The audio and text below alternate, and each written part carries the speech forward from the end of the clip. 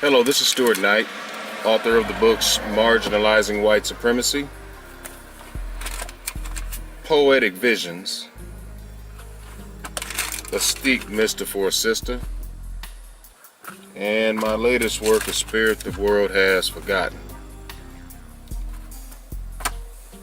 Now, today I wanted to talk on an incident that just happened today concerning a black man in Maryland who went on a shooting rampage at his workplace, killing 3 people and injuring 2 more. Now, this is pure conjecture what I'm about to say, because, I can understand what happens to many black people in these workplaces when they're the only black worker there, in having to deal with white supremacy and white privilege, in the racism of white men who feel like your presence is not necessary, not needed, and definitely not wanted. There have been several instances over the years where black men have gone into the workplace and killed multiple white people. There was one incident in Oklahoma several years back where a black man went in and knifed a white woman. There was another incident years ago where a black man in Missouri went on a shooting rampage and killed 6 white council members who had been violating his ability to run his own black business. Now, it's a sad thing that incidences like this happen, but under white supremacy it happens to many a black men.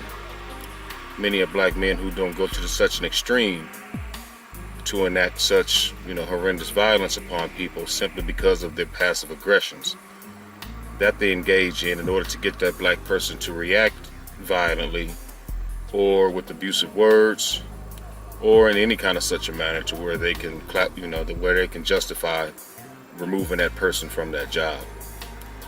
That incident and that feeling that may have been is real personal to me, because even at this very moment, I'm going through a situation now where, I had lost a job at the hands of white supremacy.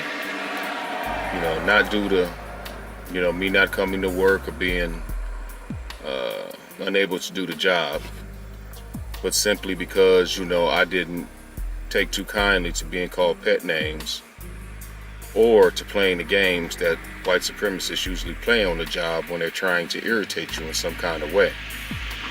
So many of us as black men and black people in general don't understand that when you're the only black person in these jobs, and they feel that you are a threat, not any kind of physical threat, but an economic threat to the potential that maybe a white person should have had that job or is supposed to have that job, and you're not, that they will engage in all kind of activities to ensure that they get you out of that job.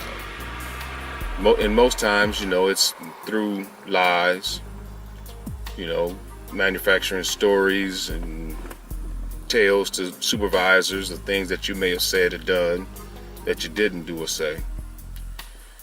A lot of times, like in my instance, if it was a supervisor, they will try to lump more work onto you and make your job all difficult. And when you actually say something about it, they act as if, oh no, I'm not doing such a thing. When they know good and damn well that they are doing it. And you're not oblivious to what is happening. Other times, they will call you pet names, especially if you're the only black person in the job. Like in my instance, when I first, started out, I told them, my name is either Stuart, Stu, or motherfucker, just to, be a little funny. Because I knew that in most times, when the white person get ready to practice white supremacy, they want to start calling you all kind of pet names. They have to objectify you. You're not a person to them, You're some kind of pet or an animal. So in turn, they started calling me Stewie, and I ain't gonna fight about it, and I ain't gonna argue about it, but I expected that. But I did let them know, like, no, my name is not Stewie, it's Stu, Stewart, a motherfucker, So they didn't take too kindly to that because, in most instances, white supremacists don't feel that you should challenge them in how they feel about you. They think that you're just supposed to accept whatever they call you and give you. And you're supposed to accept it and do it with a smile. Now, I don't know if this was the instance of what happened to this black man at this job who went off and killed all those people. He could have just been some kind of, nutcase who just felt like that day he just wanted to kill some people. But chances are he was a victim of the passive aggression of the white supremacists at that job. And him not knowing how to handle it, he reacted out violently. And like I said, this is one thing that they do want you to do. That's why they make sure that you do not understand these actions that many of these white supremacists engage in when they're at these jobs, just to get you to act out. That's why it's very important for black people to gain an understanding so that they won't engage in these kind of acts. Know that you're a target once you get in there. Know that potentially they are not your friend. Even when they come up to you and want to shake your hand and ask all kinds of questions about you. Know that you're there to do a job, and be the best and as proficient at doing that job as you can be. Make sure that you watch and you learn, what goes on around you. Then ask questions.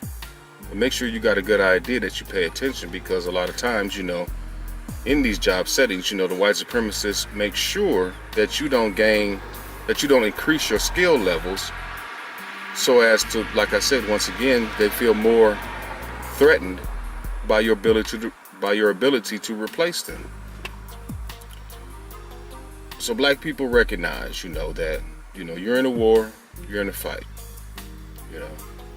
and the best thing to do is to get a hold of your emotions and don't act out irrationally, because they have already set that trap for you. There's just no good that can come from lashing out violently, against the passive aggressions of white supremacists. All the way around you lose.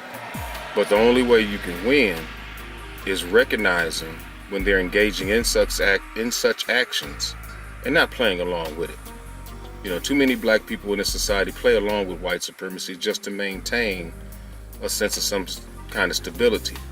But you have no stability. You never will have no stability. As long as you have no mental stability. As long as you have no feeling of security within yourself, knowing that you haven't given up some of your very essence, your personhood, just to make white people happy in these job settings. You ain't got to argue and fuss with them when they engage in this passive aggression. You got to ignore them and understand that's just how they act, and they feel threatened. Once again, this is Stuart Knight, author of the books Marginalizing White Supremacy, Poetic Visions, A Steep Mister for a Sister, and my latest work, A Spirit the World Has Forgotten. And remember, learn to fight white supremacy, not with aggression, but with thought. Peace.